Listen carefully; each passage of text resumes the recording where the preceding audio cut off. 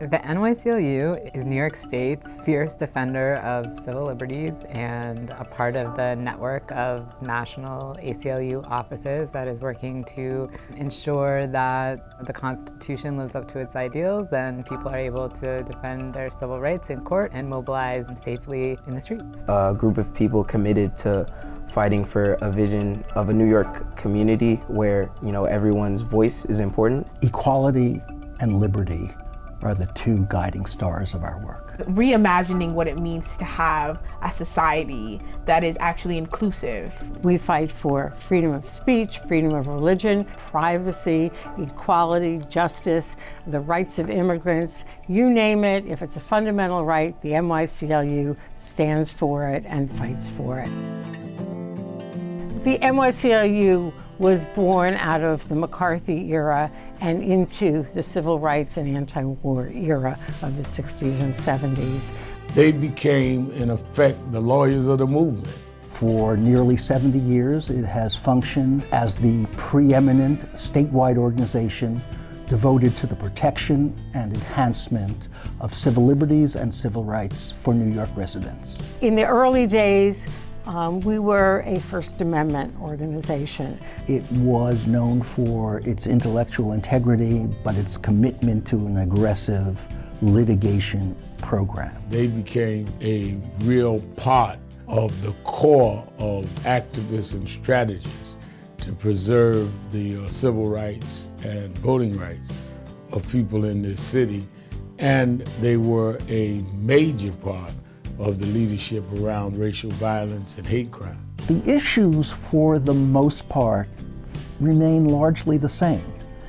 They come back looking differently. Of late, our work has been focused a lot on fighting for racial equality, equity, and justice. And the New York Civil Liberties Union has always been at the forefront of doing immigrants' rights work, so we have always worked closely with NYCLU. I think that was from day one, but it's increased as immigrants' rights issues have become more prevalent.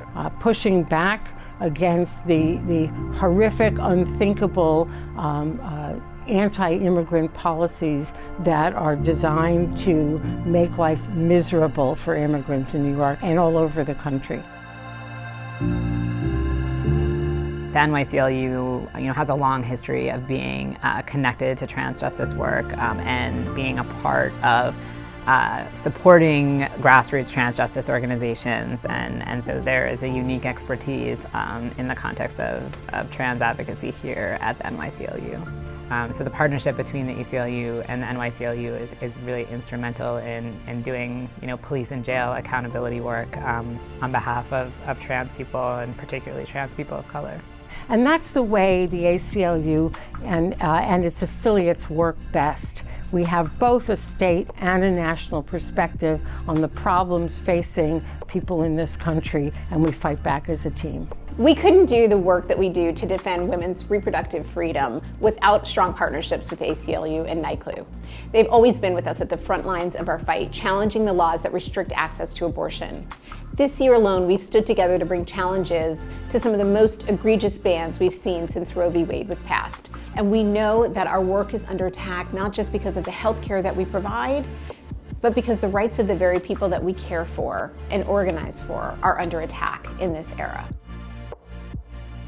So the Teen Activist Project is basically a portion of the New York Civil Liberties Union's education department that empowers teenagers, high school age New York City students to engage in social justice issues and advocate for those whose voices aren't necessarily heard due to their age or race or religion or gender identity.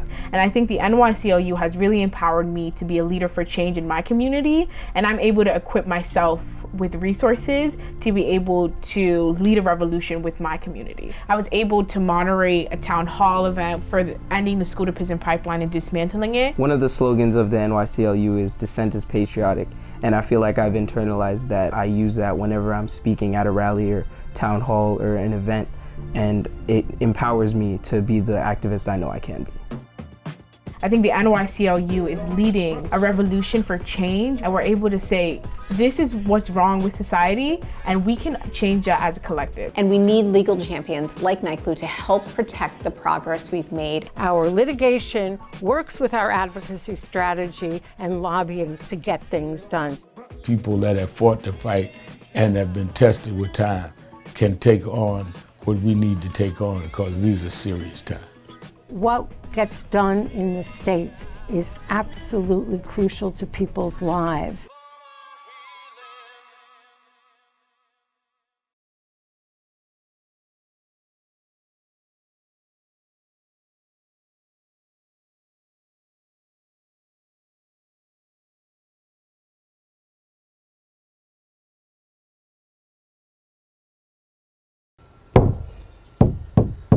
Ya ya, where are ya? Where are ya? Where are ya? Where are ya? Where are ya? Where yo hey ya ya? Where are ya? Where are ya? Where are ya? Where are ya? Where are ya? Where yo hey yo hey yo. Magazine and no damn, magazine and no damn, magazine and no damn, ya ya ya ya. Where are ya? Where are ya? Where are ya? Where are ya? Where are ya? Where oh where oh where oh. Ya ha hey ya hey ya ha hey ya hey ya ha hey ya hey.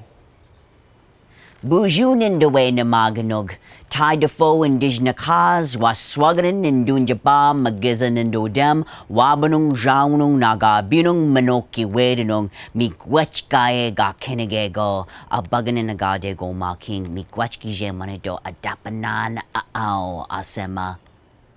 I come to you live, standing here on lands that were stolen from the Lenape people, known as Lenape-Hoking. To some of us, Matahatta, Manhattan, or New York City. Today, I'd like to honor ancestors past so that Indigenous and Native people can be here today, and also pay tribute and honor to ancestors yet to come into the future. Miigwech, aho. There's nothing you can do that can't be done. Nothing you can sing that can't be sung. Nothing you can say, but you can learn how to play the game. It's easy.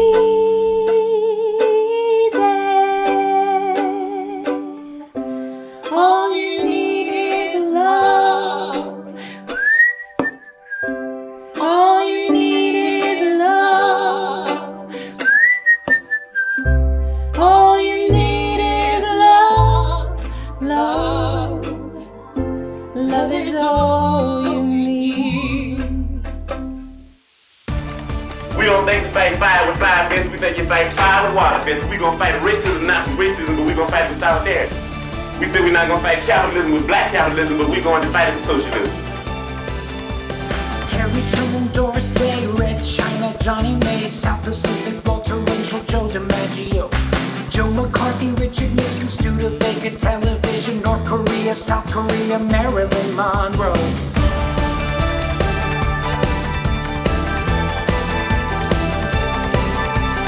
Rosenberg's H-Bone, Sugar Ray, Patton Jones, Brando, the King and I, and the catcher in the rye. Eisenhower vaccine, England's got a new queen. Margie on the liberal, she's something on a good boy. We didn't start the fire, it was always burning since the world's been turning.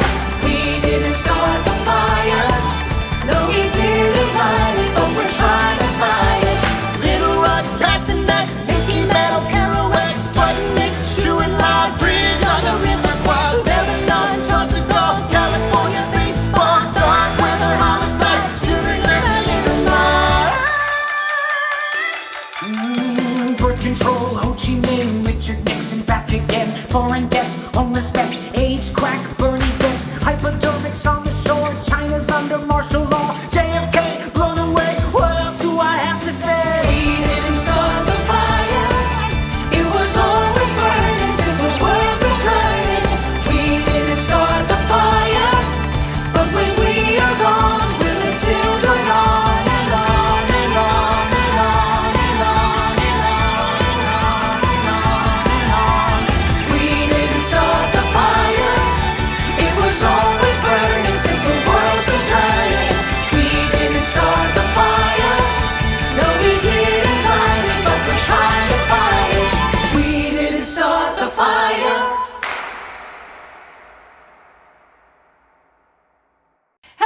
everyone, and welcome to a very special and very of weird crazy times online gala/benefit/all-star Broadway celebration of the ACLU and the NYCLU.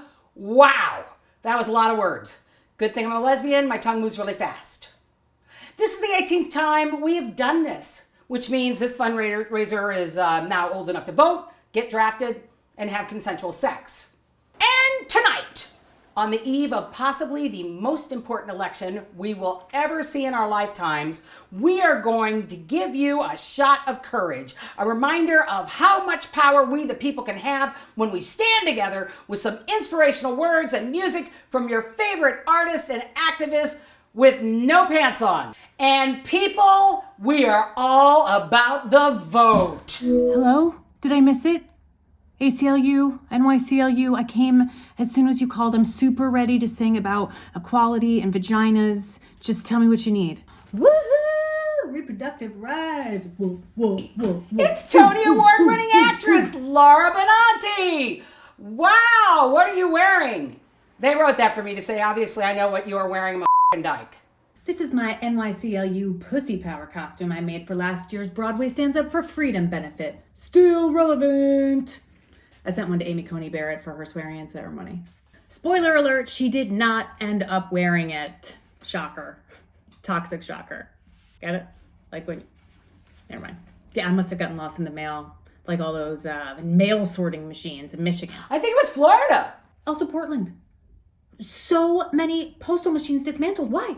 Why? I think we all know why. Anywho.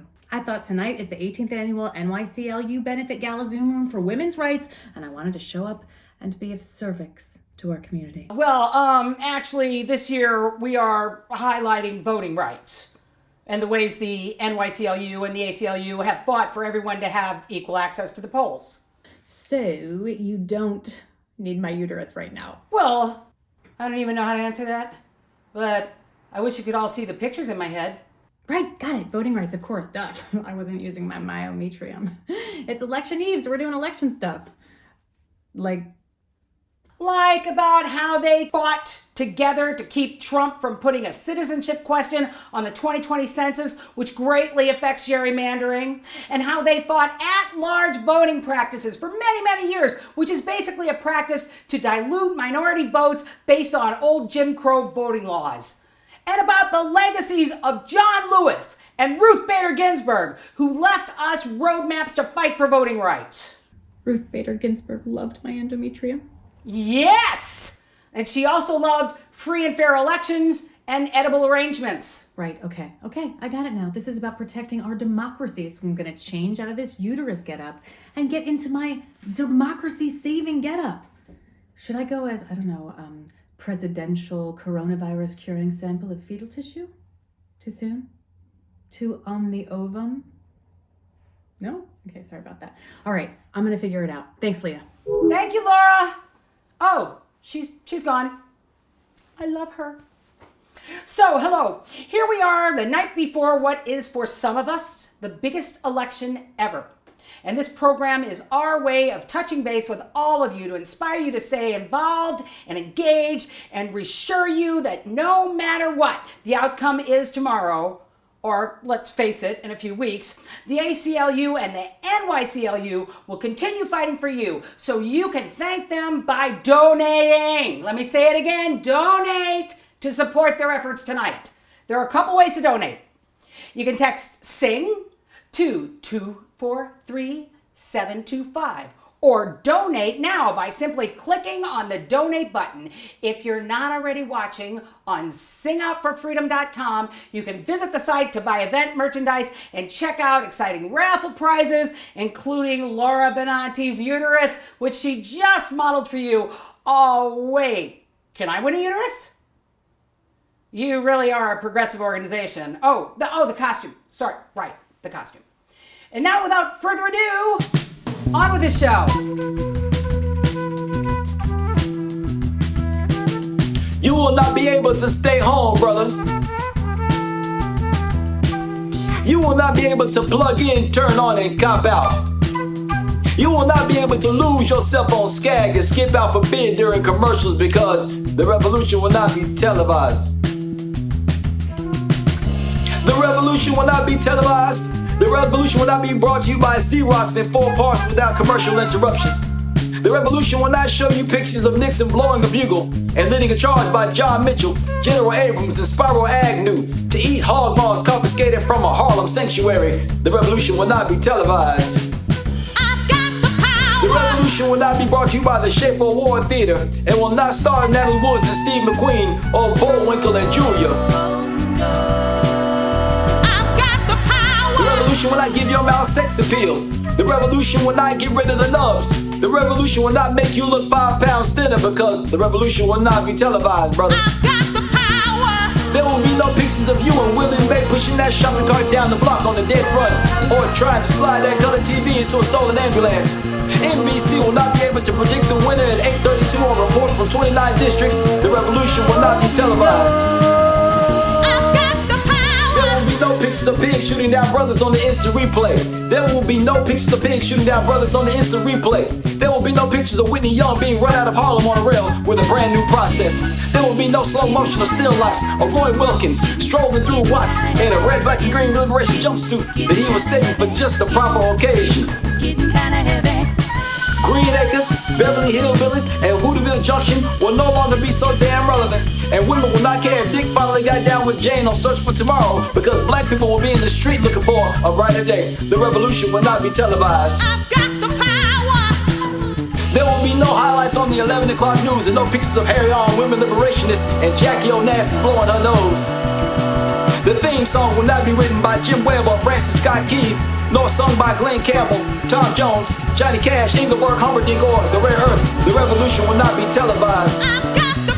The revolution will not be right back after a message about a white tornado, white lightning, or white people. You will not have to worry about a dove in your bedroom, the tiger in your tank, or the giant in your toilet bowl. The revolution will not go better with Coke. The revolution will not fight germs that may cause bad breath. The revolution will put you in the driver's seat. The revolution will not be televised, will not be televised, will not be televised, will not be televised. The revolution will be no reruns, brother. The revolution will be live. He will break my heart. He will break my heart apart. He will break my heart. He will break my heart. I've got the power. He's got the power.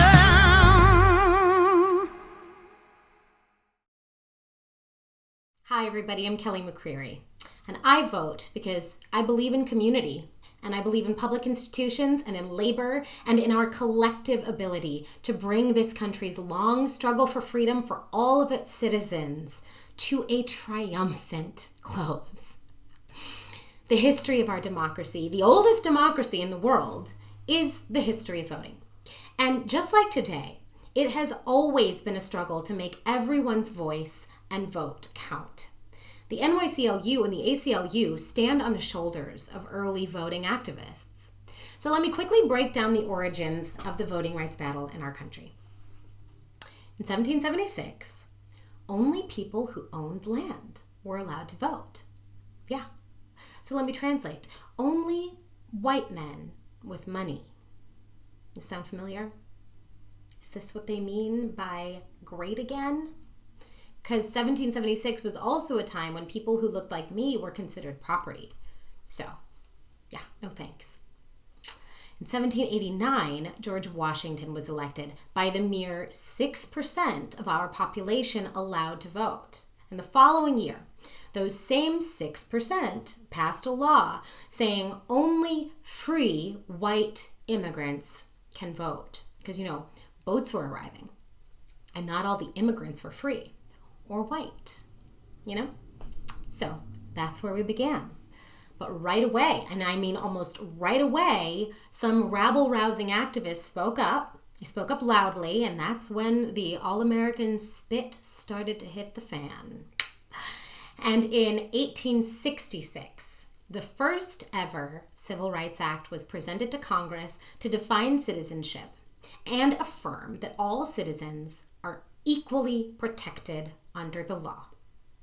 It got vetoed a bunch of times by Andrew Johnson, and they cut out the best part of the act, the part that said, There shall be no discrimination in civil rights or immunities among the inhabitants of any state on account of race, color, or previous condition of servitude. So that's why we got the 14th Amendment of 1868, which granted and defined citizenship for formerly enslaved males and their descendants. But this didn't apply to formerly enslaved females, and voting rights still lay at each state's discretion, which meant arbitrary or no rights in some cases.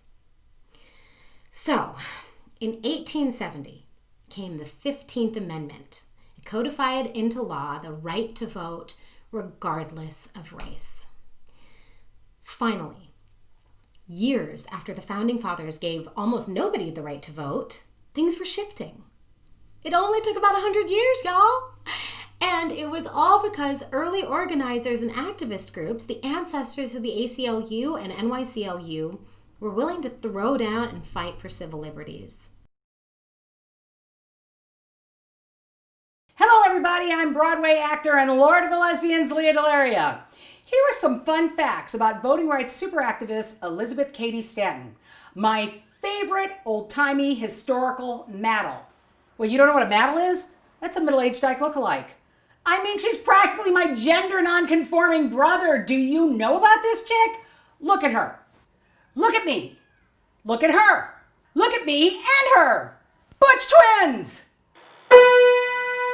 In 1866, when women could not vote, Cady Stanton ran for Congress, first woman ever, 'cause man, this chick was dope. She was so badass that when she died, Cornell asked to keep her brain. The university went to see if her brain was as big as her. What? I can't say that? Okay, fine. They wanted to compare the size of her brain to a man's brain. Mine is way funnier. This fun fact was brought to you by the Women's Loyal National League, which petitioned to pass the 13th Amendment before Cady Stanton lost her and said a bunch of racist stuff later. The immediate feminist program must include voluntary motherhood. Freedom of any kind for women is hardly worth considering unless they can control the size of their families. Birth control is just as essential as equal pay. Those words could be a quote from AOC, but they're actually from 1920, not 2020. And the speech was given not by AOC, but by Crystal Eastman, one of the ACLU's founding mothers. Eastman knew that the 19th Amendment, which promised women the vote for the first time, was not the end of the suffrage movement, but the beginning. And now that the right to vote had been won, she said, we can say what we are really after. And what we are after is freedom. I'm Ria Tabak-Omar, director of the ACLU Women's Rights Project, and I'm voting because we are still fighting for our freedom. Today, many people remember the suffrage movement as prioritizing equality in the Constitution over equality in women's everyday lives. But suffragists like Eastman focused on the practical implications of patriarchy. They called not only for women to take our rightful place outside the home, but also for men to take their share of responsibility for work inside the home. They called not only for access to birth control, but also to abortion. And they called not only for women's caregiving to be valued, but also for the government to actually pay wages for it. That's not to say the suffrage movement was perfect. Many of its goals have yet to be realized. Black women were often sidelined or ignored, even though the 19th Amendment could not have happened without them.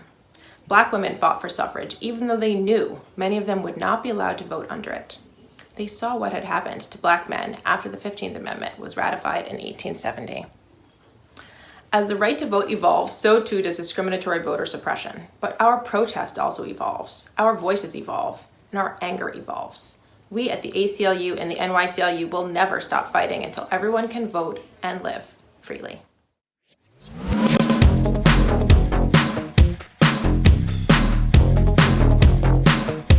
Now there was a time when they used to say that behind every great man there had to be a great woman. But in these times of change, you know that it's no longer true. So we're coming out of the kitchen, 'cause there's something we forgot to say to you. We said,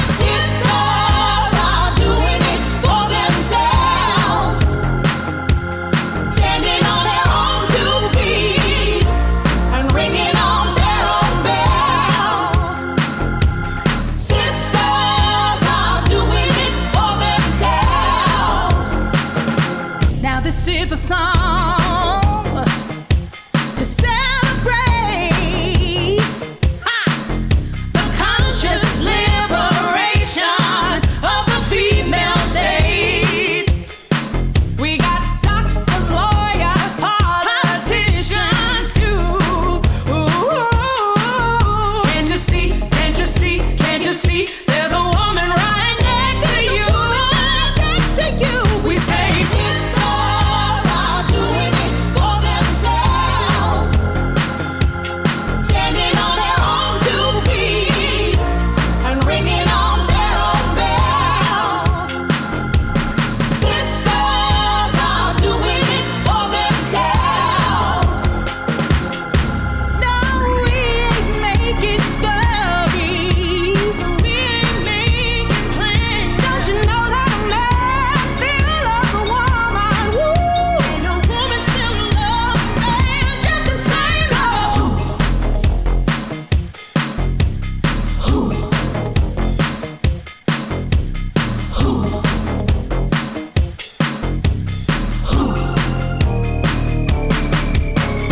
Sisters are doing it for themselves.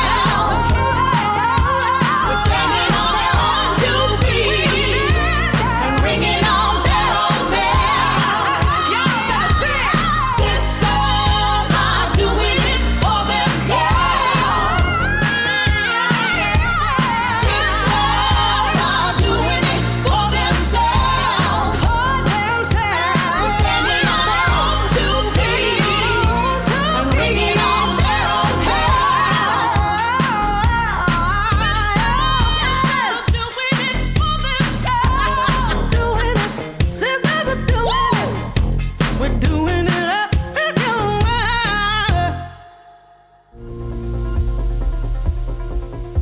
I'm still very thankful to be able to participate in politics through the voting process in a way that my ancestors really couldn't. This is not only for me, but it's for a greater wave and for something that's going to last for generations. I'm so excited to vote for my wife, who's an immigrant and can't vote, and for all the folks who can't vote. The future of our democracy is at stake right now, so I'm really excited, and I'm going to keep coming back every day, and if on election day I have to wait all day, well, I'm going to do so. Hello, my name is Anish Sheth, and I am a singer, actress, and transgender activist. As a South Asian immigrant transgender woman of color, I vote for the safety of myself, my community, and for future queer generations. I'm so proud to stand with the NYCLU as we track the history of people working to galvanize voting rights for everyone. As we just heard, in 1920, the 19th Amendment passed, and we added women to the list of who's allowed to vote in the United States. Yay! Kind of. I'm a woman of color, so I wouldn't have been included in that amendment. So, yay! So right from 1920 and leading up to the activism of the 1960s, voting rights were being challenged and tested because after the 14th, 15th, and 19th Amendments passed, people, and when I say people, I mean mostly white men, tried to do a bunch of things to keep the newly minted voters, like African American men and women, away, as in suppressed, as in disqualified some other way. 1922 and 23 were some pretty exclusionary years. Laws sprang up to prohibit Asian Americans from being citizens.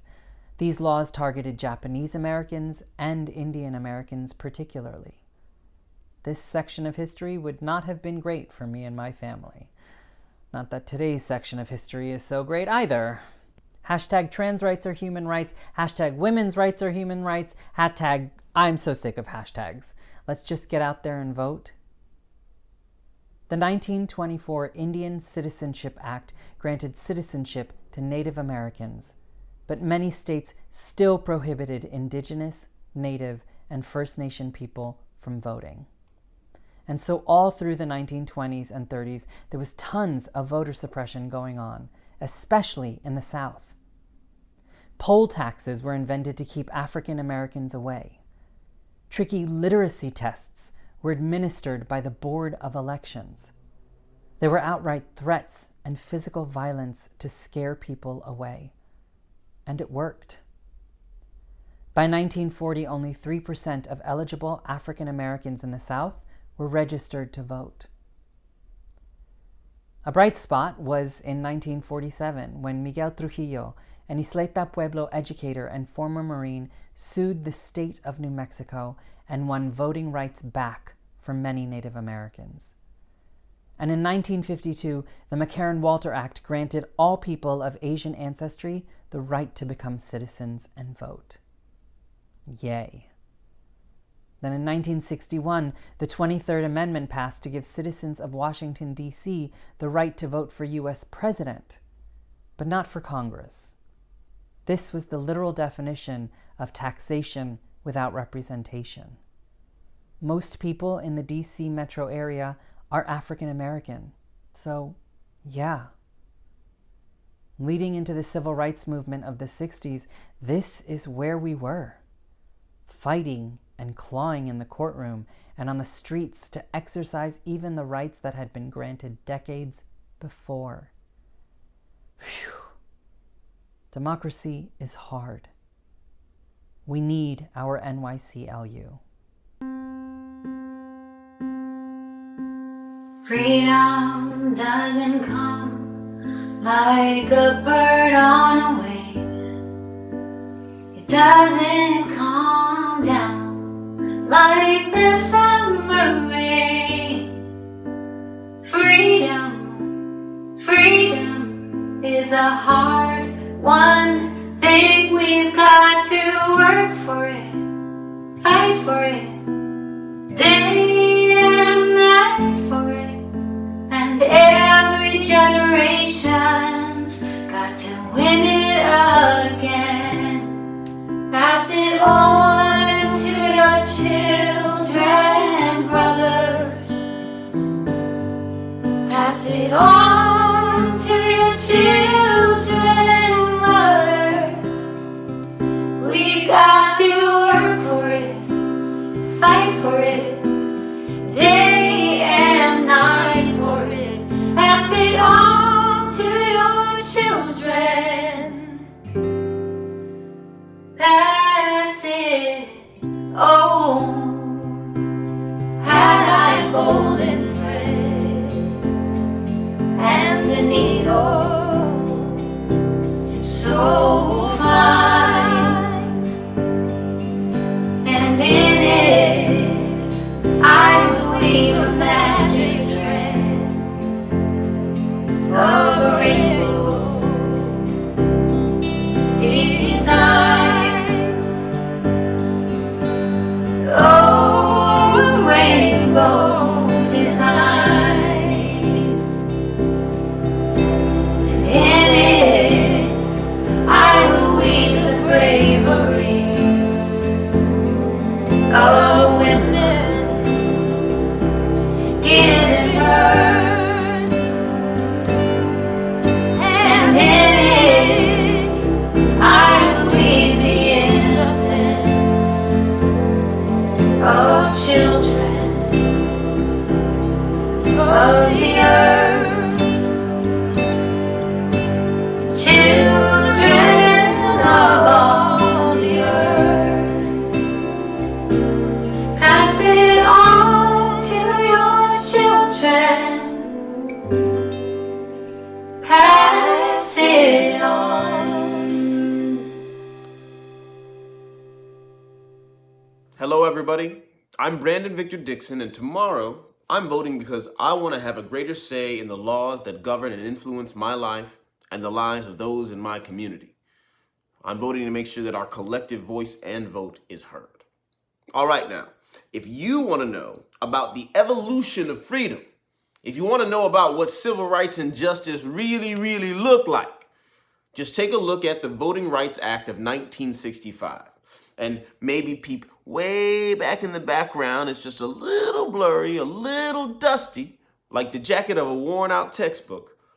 There are shadows of our ancestors and our elders, protesting and organizing and yelling and screaming after the first Civil Rights Act of 1866.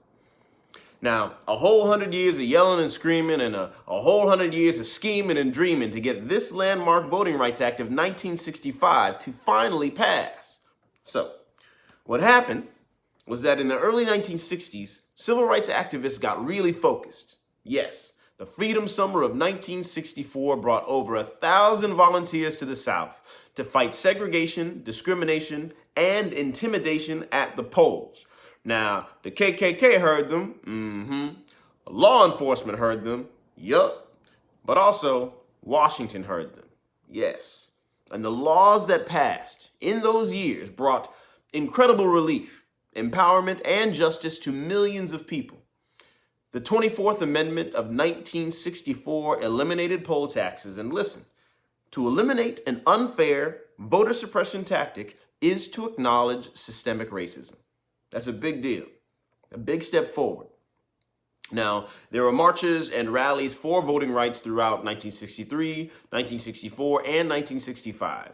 And finally, when everybody saw the violence of police officers in Selma attacking more than 500 people marching for voting rights, and having just witnessed the violence of attacks on Freedom Summer volunteers, two even bigger steps forward were taken. The Civil Rights Act of 1964 to end segregation and the Voting Rights Act of 1965. It stopped states from imposing restrictions on who can vote and created mechanisms for the federal government to enforce those provisions. Spoiler alert, some of those mechanisms have recently been struck down in the Supreme Court. Here we go again. The fight for freedom and justice continues. With me, you, and the ACLU. Dear John Lewis, this is Joe Mama Jones, and I'm voting because I believe we can build a better future. Now, I don't know if you know me, if you knew me. I feel like you did. I feel like you must have, because I feel like you were fighting for me. They called you the soul of Congress, and I know a little something about soul, sure I do.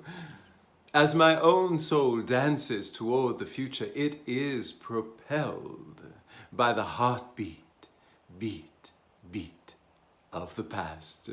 And I know that nobody becomes a visionary, courageous, future-forward, time-traveling, community-minded soul of anything alone.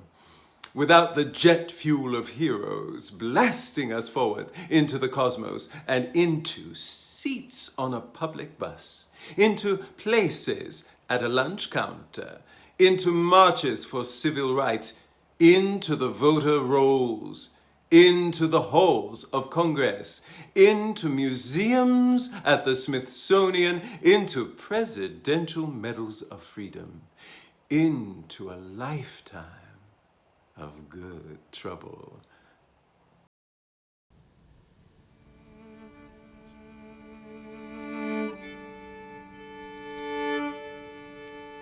While my time here has now come to an end, I want you to know that in the last days and hours of my life, you inspired me.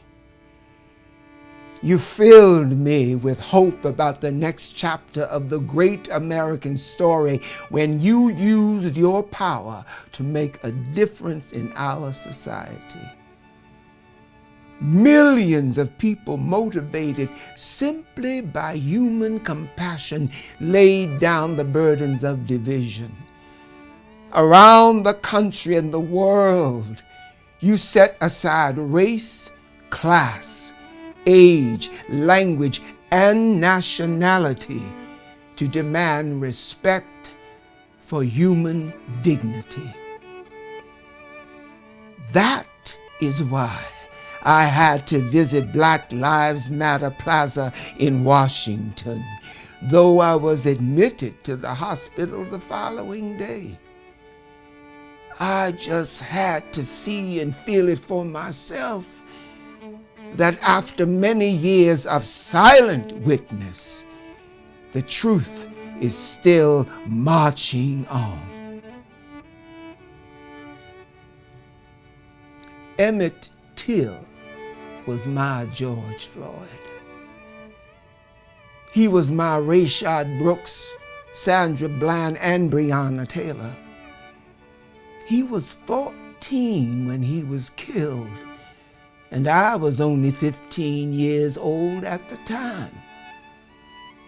I will never ever forget the moment when it became so clear that he could easily have been me. In those days, fear constrained us like an imaginary prison, and troubling thoughts of potential brutality committed for no understandable reason were the bars. Though I was surrounded by two loving parents, plenty of brothers, sisters, and cousins, their love could not protect me from the unholy oppression waiting just outside that family circle. Unchecked, unrestrained violence and government-sanctioned terror had the power to turn a simple stroll to the store for some Skittles or an innocent morning jog down a lonesome country road into a nightmare. If we are able to survive as one unified nation, we must discover what so readily takes root in our hearts that can rob Mother Emanuel Church in South Carolina of her brightest and best, shoot unwilling concert goers in Las Vegas, and choke to death the hopes and dreams of a gifted violinist like Elijah McClain. Like so many young people today, I was searching for a way out, or some might say, a way in. And then I heard the voice of Dr. Martin Luther King Jr. on an old radio. He was talking about the philosophy and discipline of nonviolence. He said, "We are all complicit when we tolerate injustice." He said, "It is not enough to say it will get better by and by." He said, "Each of us has a moral obligation to stand up, speak up, and speak out. When you see something that is not right, you must say something. You must do something. Democracy is not a state. It is an act. And each generation must do its part to help build what we call the beloved community. A nation and world society at peace with itself. Ordinary people with extraordinary vision can redeem the soul of America by getting in what I call good trouble, necessary trouble. Voting and participating in the democratic process are key. The vote is the most powerful nonviolent change agent you have in a democratic society. You must use it because it is not guaranteed. You can lose it. You must also study and learn the lessons of history, because humanity has been involved in this soul-wrenching existential struggle for a very long time. People on every continent have stood in your shoes through decades and centuries before you. The truth does not change. And that is why the answers worked out long ago can help you find solutions to the challenges of our time. Continue to build union between movements stretching across the globe, because we must put away our willingness to profit from the exploitation of others. Though I may not be here with you, I urge you to answer the highest calling of your heart and stand up for what you truly believe. In my life, I have done all I can to demonstrate that the way of peace, the way of love and nonviolence is the more excellent way. Now, it is your turn to let freedom reign.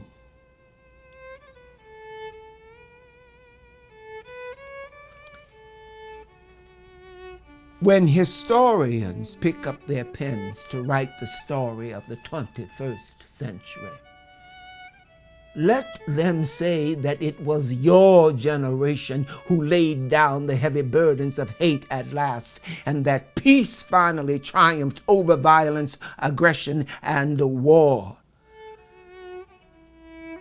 So I say to you, walk with the wind, brothers and sisters, and let the spirit of peace and the power of everlasting love be your guide.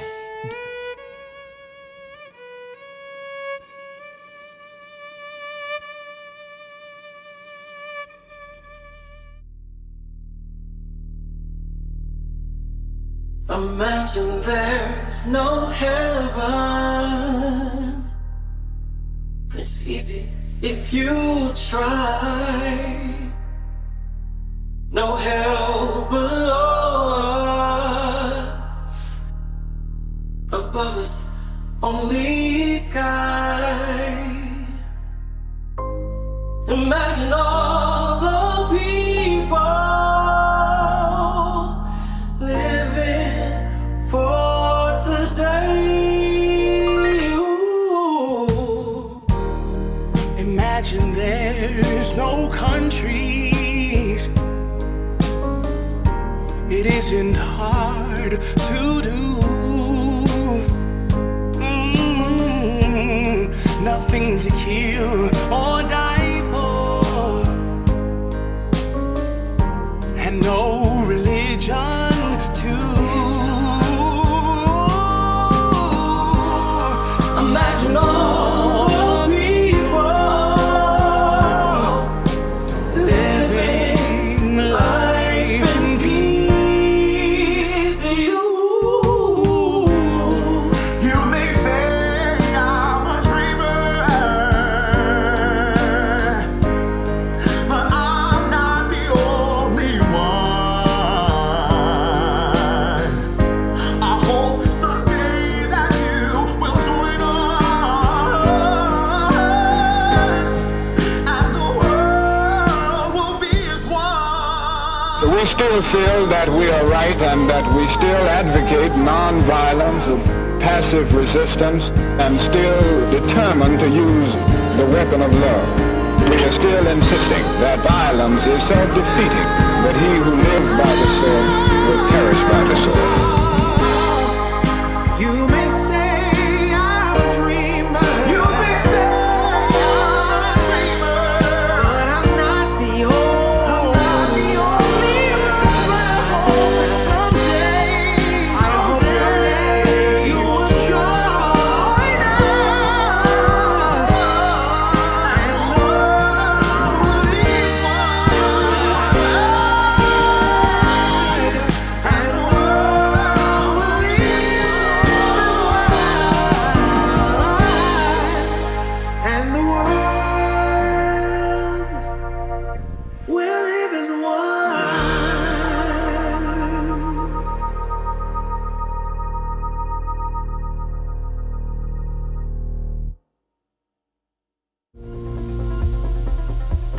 because I can.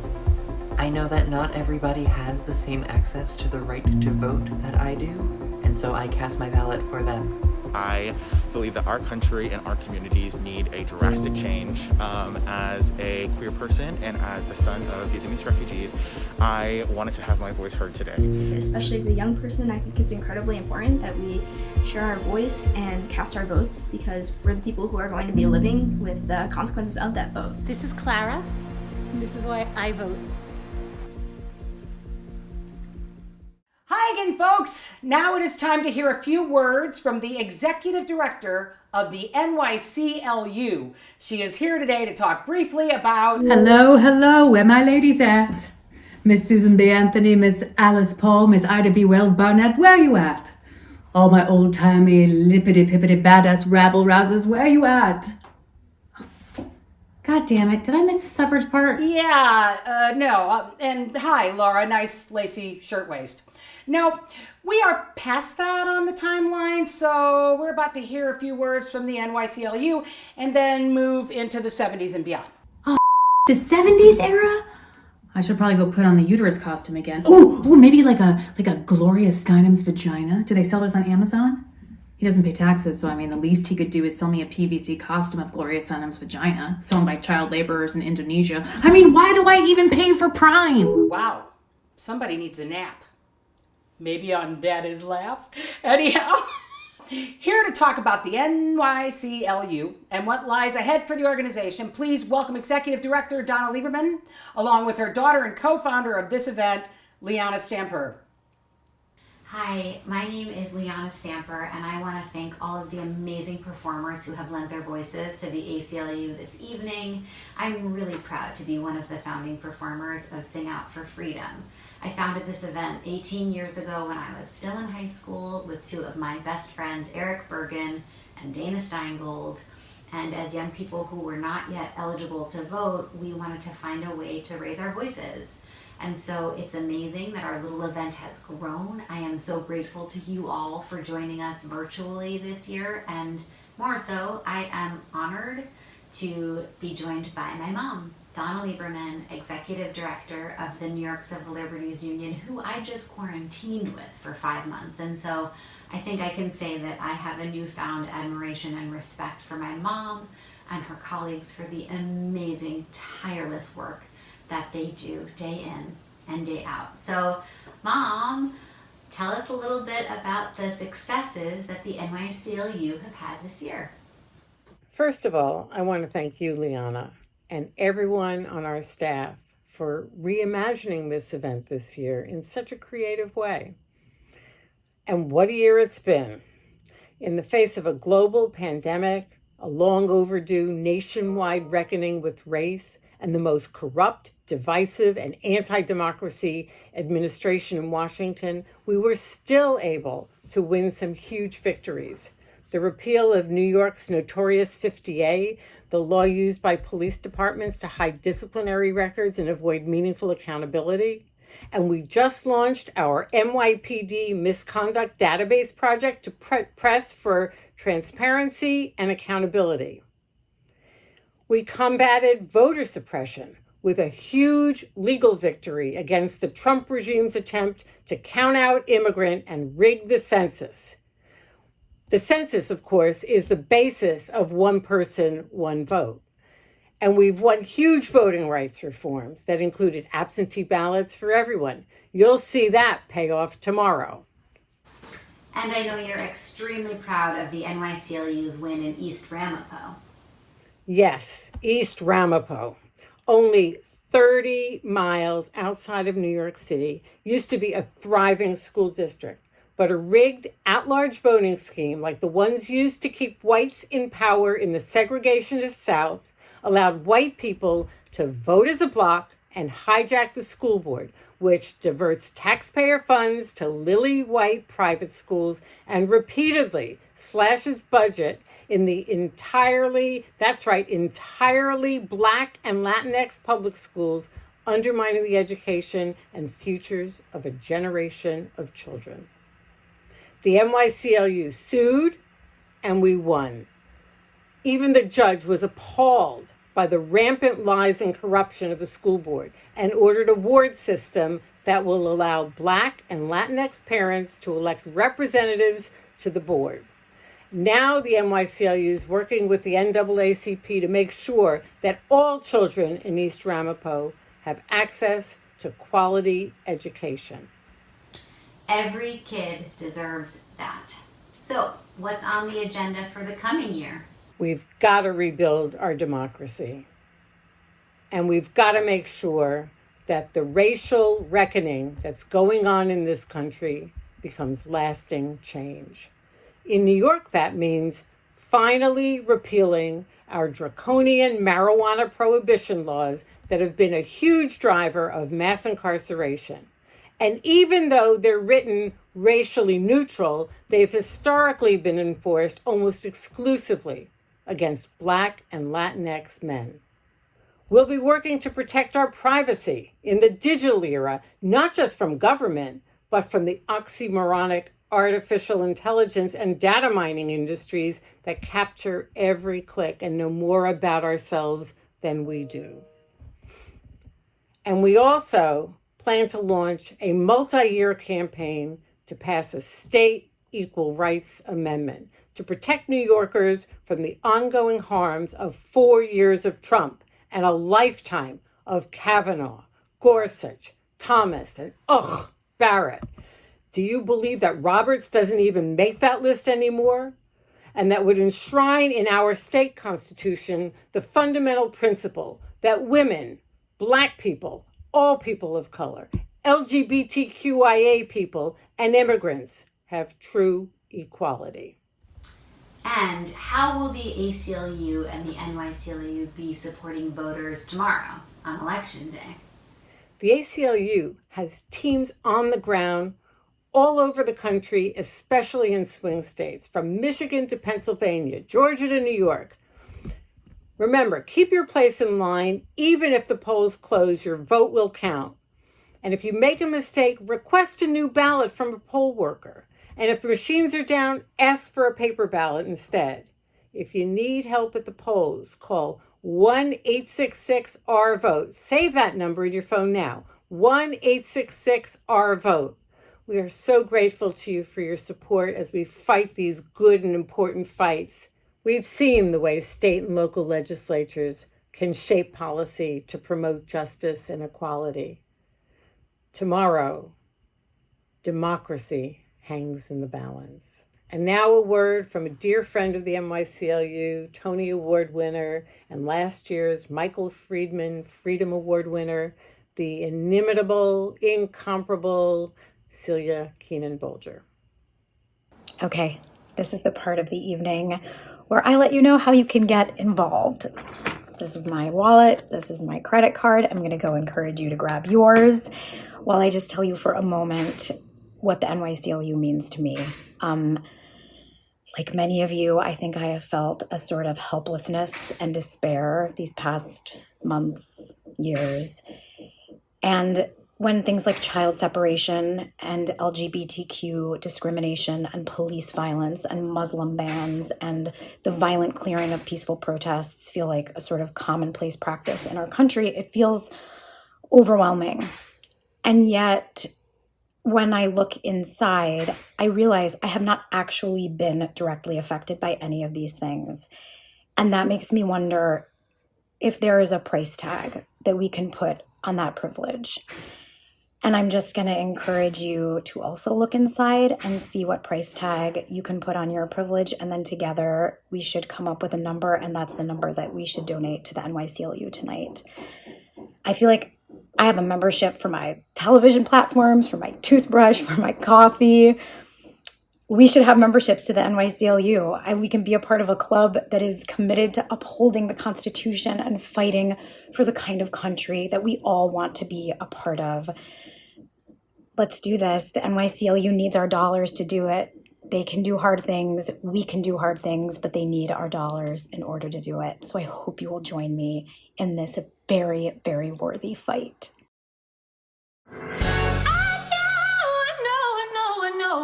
I know better than you. I know know this much is true. So many times it's left me battered, bruised, disillusioned, in pain, feeling I've been used. I swear I'd give it up before it downright kills me. Then it comes back again with promises that thrill me, and I forget what I really should know, and I forget that it's just a big, big show, and I dream, oh I dream of all it could be, and once more I believe in democracy. Ooh, democracy. Democracy.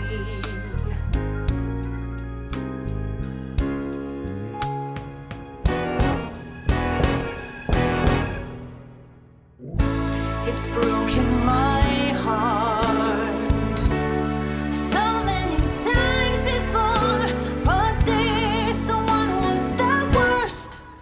Left me screaming on the floor. I was taught in the land of the free, in a land where they screamed at me life, liberty. How can I turn my back on democracy? Am I still in pain, suffering from trauma? Am I insane, addicted to drama? Oh, oh, oh, and I forget what I really should know.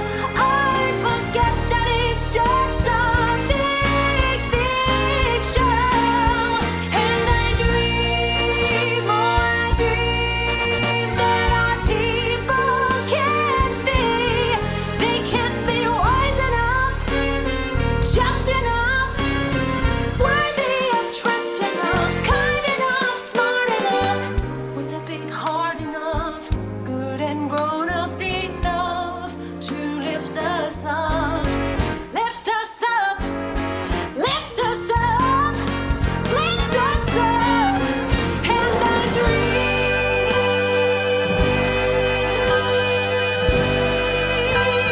they can be somehow worthy of.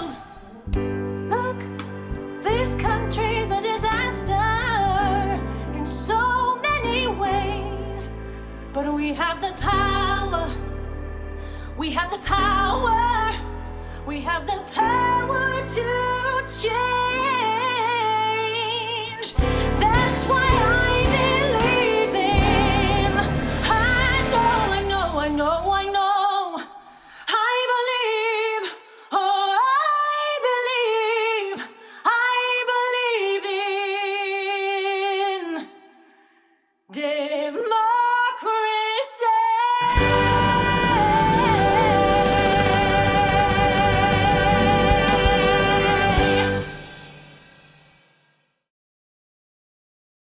I'm Rachel Brosnahan, and I'm voting because I know that my right to vote was hard fought and hard won, and I definitely do not take that for granted.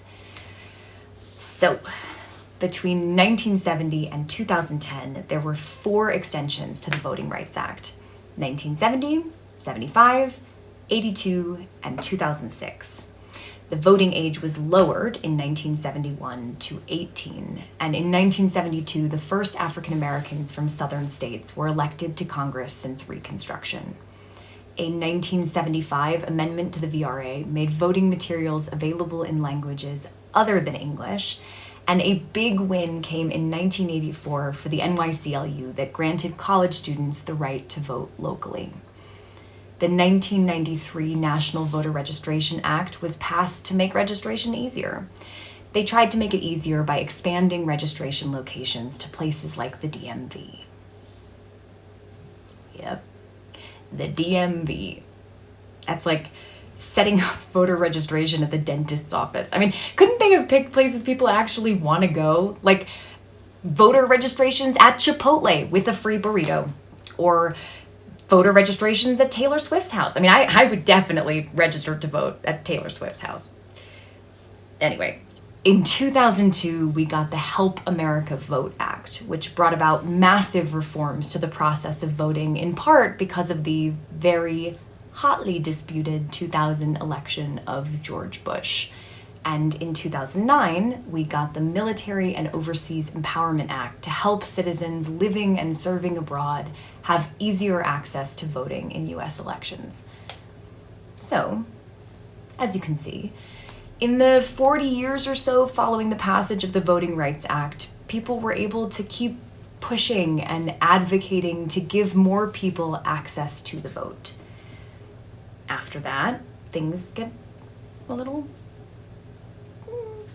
let's just say we still have a lot of work to do. And by work, I mean fighting for our democracy. And by we, I mean us, you and me, alongside the ACLU and NYCLU.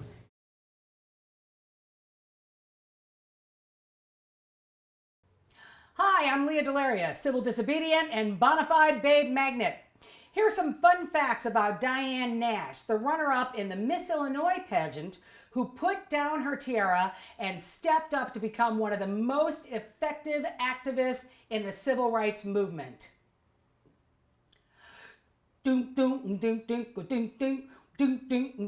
When they talk about the summer of 1964, the freedom rides and marches and the sit-ins on the floor. All the actions that would give us the Voting Rights Act. Sometimes they forget to name the fucking awesome Diane Nash. Look at this badass so-and-so. Kennedy picked her to work on the Civil Rights Act. She organized the Selma March, made Nashville serve her lunch, sat on federal committees, got arrested a whole bunch. She walked in beauty pageants before she really found her stride. Organizing protests and nonviolent actions for your civil rights.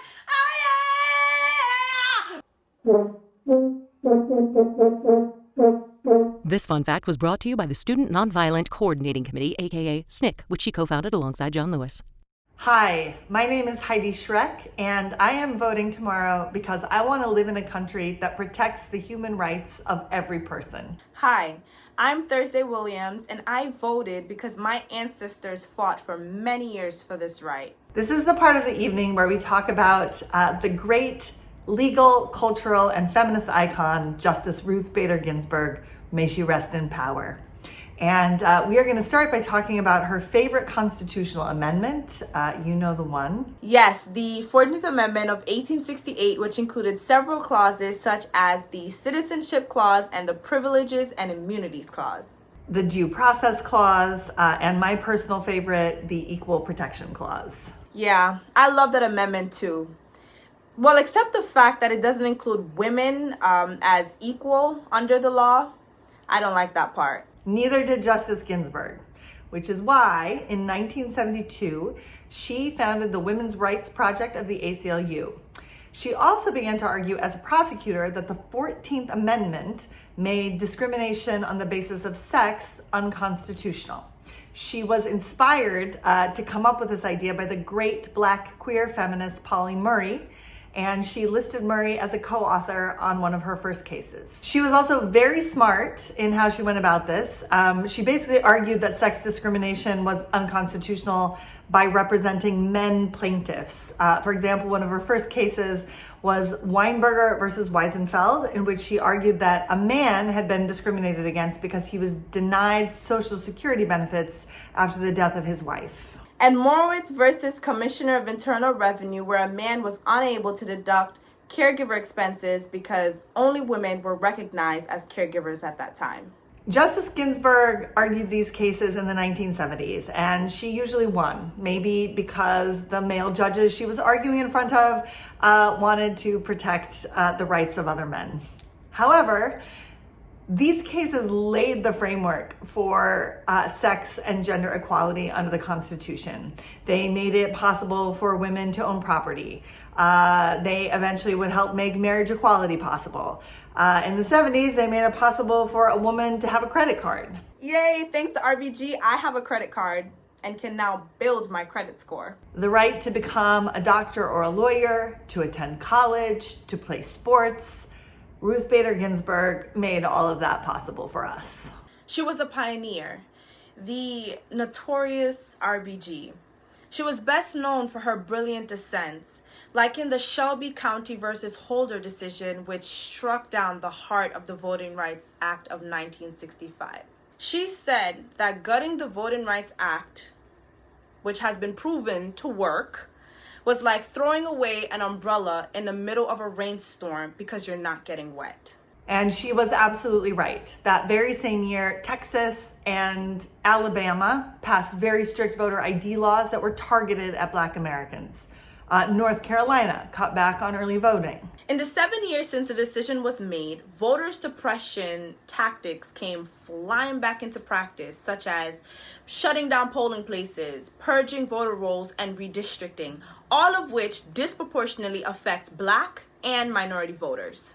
In her dissent, Justice Ginsburg said, "The arc of the moral universe is long, but it bends towards justice if there is a steadfast commitment to see the task through to completion." For one, I would like to honor Justice Ginsburg's legacy and see that task through to completion. Justice Ginsburg, you changed my mom's life for the better, my life and my children's lives.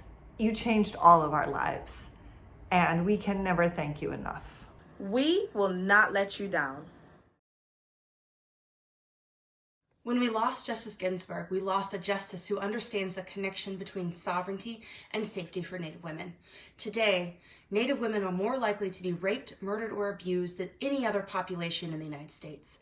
The Department of Justice tells us that the majority of violent crimes committed against Native people are committed by non-Indians. But in 1978, the Supreme Court eliminated tribal criminal jurisdiction over non-Indians, and consequently, tribal nations today do not have the criminal jurisdiction to prosecute the majority of violent crimes committed against Native women on tribal lands. Justice Ginsburg joined the court 15 years after the court's decision in Oliphant, and in 1997, she authored the majority opinion in Strait versus A1. This decision effectively extended Oliphant's prohibition on tribal criminal jurisdiction to civil jurisdiction. This decision undermined tribal sovereignty and caused great harm to Native women. In 2015, the Dollar General Corporation used the court's decision in Strait to argue that the Mississippi Band of Choctaw Indians could not exercise civil jurisdiction over Dollar General, whose store manager, non-Indian, sexually molested a 13-year-old Choctaw boy on tribal land repeatedly. The Dollar General store argued that under Strait, tribal courts do not have jurisdiction over non-Indians who commit torts on tribal lands. Dollar General versus Mississippi Band of Choctaw Indians was argued in December of 2015, and by all counts, many expected the court to follow Justice Ginsburg's decision in Strait. The National Indigenous Women's Resource Center and many other Native women advocates and organizations came to the steps of the Supreme Court to pray. I think I speak for all of us when I say that our prayers were heard. At the end of the term, the court issued a one-sentence statement stating the decision was a 4-4 tie, leaving intact the Fifth Circuit's decision below. Which way did Justice Ginsburg vote? We will never know for sure. But everyone who sat at the Supreme Court that day and heard the argument and listened to the questions asked is pretty sure she was one of the 4 justices who voted in favor of tribal jurisdiction and against the application of her own decision in Strait. That very next year in 2016, Justice Ginsburg wrote the majority opinion in United States versus Bryant. In writing the majority opinion, Justice Ginsburg acknowledged that tribal nations constitute, quote, separate sovereigns pre-existing the Constitution. She acknowledged the incredibly high rates of violence that Native women face, and most importantly, she upheld the authority of tribal nations to exercise criminal authority and address this crisis. Her decision in Bryant was critical for safety for Native women. What had changed? What took Justice Ginsburg from the justice that authored Strait to the justice that authored Bryant? By the end of her time on the court, she had taken the initiative to visit Indian country on her own time. Every year, she traveled to Santa Fe and attended the Indian art market, where she met with and visited numerous Native artists. She took the time to meet and speak with tribal leaders, and I personally believe that she educated herself. In 2018, she went to Arena Stage to see a performance of my play Sovereignty, a play that explains the connection between sovereignty and safety for Native women as we follow the fight of a young Cherokee woman who argues in the Supreme Court on behalf of her nation. Afterwards, she went backstage to personally greet the cast, and she mailed me one of the most incredible letters I have ever received. In a country where the majority of ABA-accredited law schools refuse to teach Indian law, and where the role of tribal nations in shaping the U.S. Constitution has all but been erased, Justice Ginsburg took it upon herself to learn how the Supreme Court's past diminishments of tribal sovereignty left Native women to face the highest rates of violence in the United States, and then she did something about it. The very final opinion Justice Ginsburg joined on July 9th, 2020, was McGirt versus Oklahoma. Her last vote on the Supreme Court is not without consequence. In McGirt, the state of Oklahoma asked the Supreme Court to eliminate the Muskogee Creek Nation's reservation. By joining the majority opinion and upholding the continued existence of the Creek Nation's reservation, Justice Ginsburg made clear that her iconic status as the defender of justice includes us, Native women, and all of the 574 tribal nations that predate the existence of the United States. Thank you, Justice Ginsburg. Rest in power. Wadon.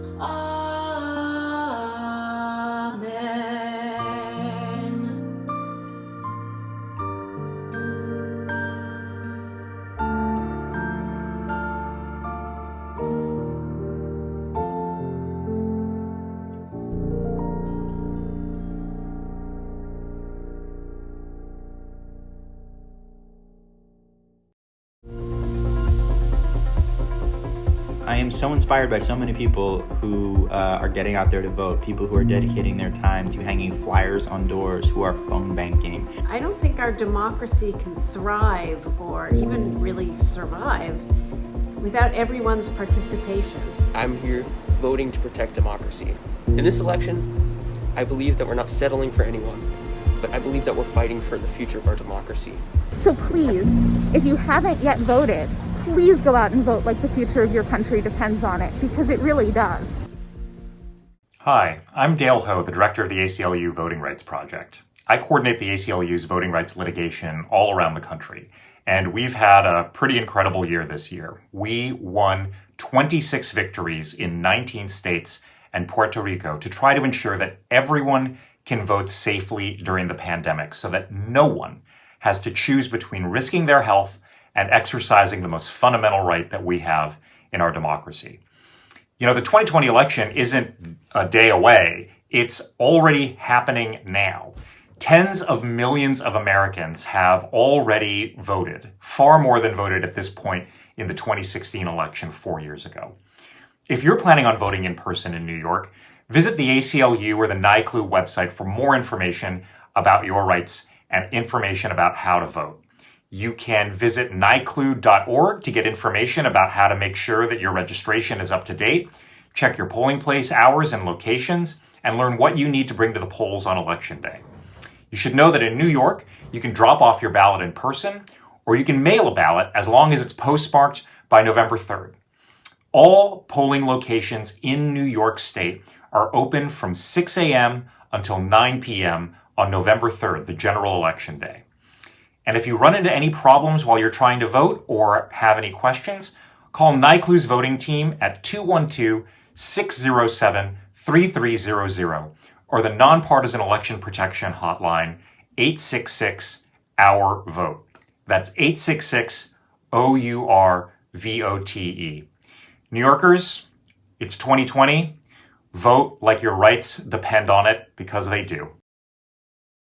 Well, it's that time now. Our show is coming to an end, and if you haven't already, please donate in support of the NYCLU and the ACLU, because if the S hits the F tomorrow, and I know you know what I mean, saxophone hits the fandango, they will be there ready to fight in court and on the streets for everyone's right to vote, to protest, and to be heard.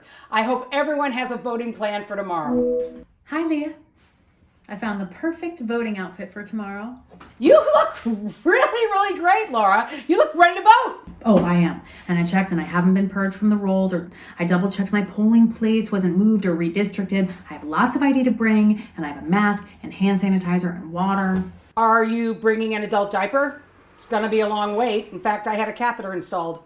I did some Kegels. I'm ready.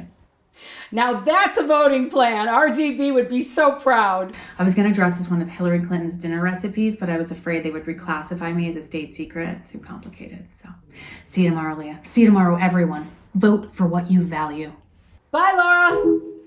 And on behalf of the NYCLU and all the wonderful speakers and performers you saw tonight, thank you for spending time with us this election eve. Don't forget that this is a fundraiser.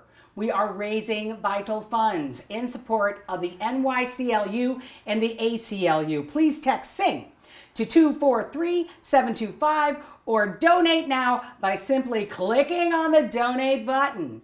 And visit singoutforfreedom.com to bid on NYCLU prizes and buy fancy merch. We're all making history tonight, here, right now, and in the words of badass suffragette Carrie Chapman Catt, to the wrongs that need resistance, to the right that needs assistance, to the future in the distance, give yourselves. Say goodnight, Gracie. Goodnight, Gracie.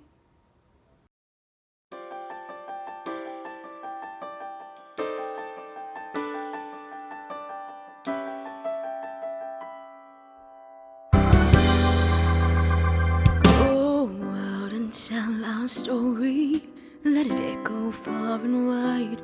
Make them hear you, make them hear you. How justice was our battle and how justice was denied. Make them hear you, make them hear you. And say to those who blame us for the way we chose to fight, and sometimes there are battles that are more than black or white. And I could not put down my sword when justice was my right. Make them hear you, make them hear you.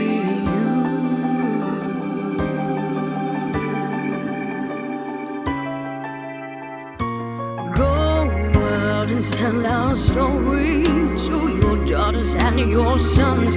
Make them hear you. Make them hear you. And tell them in our struggle we were not the only ones. Make them hear you. Make them hear you.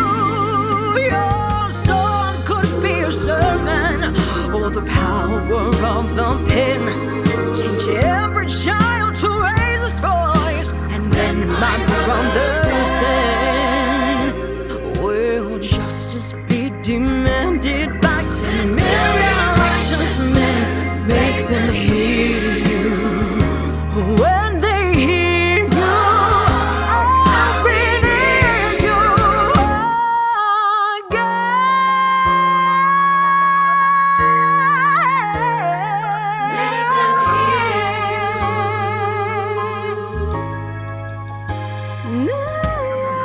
Lift your voice, yeah. Make them hear you.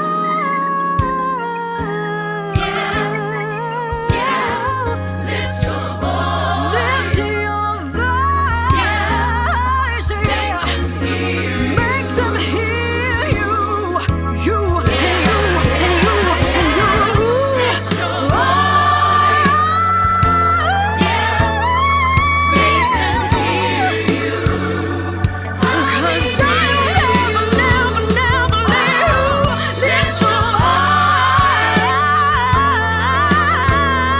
yeah.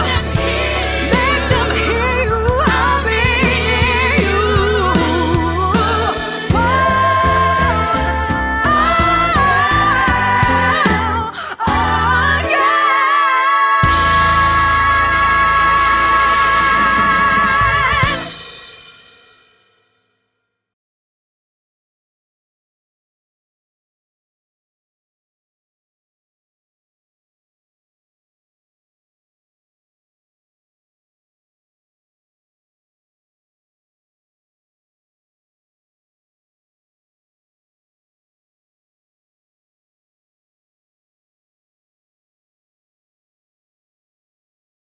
Come on and get down to the ballot box and cast your vote. It's our way of punching Nazis in the f***ing throat. If you care about our future or democracy, come on and get your vote with me. Vote, vote, vote, vote, you better vote. Vote, vote, vote, you better vote. Vote, vote, vote, you better vote. Vote, vote, vote. There are impeachable offenses every day of the week. If you want to give a shit about the guns on our street, if you care about our children, get up off of your seat. You better vote. You better vote. You better vote. Goddamn it, better vote with me. 'Cause if we're gonna march on our streets here, we don't do secret police here. If elections are fair, the fascists will lose, and that's why they're trying to cheat here. Too many people have died or survived for us to succumb to defeat here. Vote, vote, vote, vote, vote, vote, vote, and crown thy good with brotherhood from sea to shining sea.